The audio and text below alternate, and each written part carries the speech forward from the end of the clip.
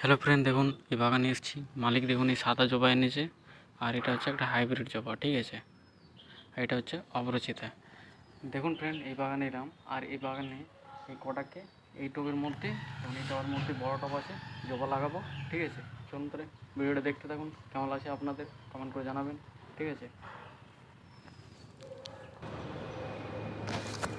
দেখুন ফ্রেন্ড, এই বাগানে এলাম, আজ লেট হয়ে গেছে, আমি অনেক ফোন করেছিল, এখন এলাম, ফুল তুলে দিচ্ছি জলদি করে, ঠিক আছে। আর এই বাগানটাই আজকে আমি বেরোবো, ঠিক আছে। প্রচুর লেট হয়ে গেছে, ঠিক আছে।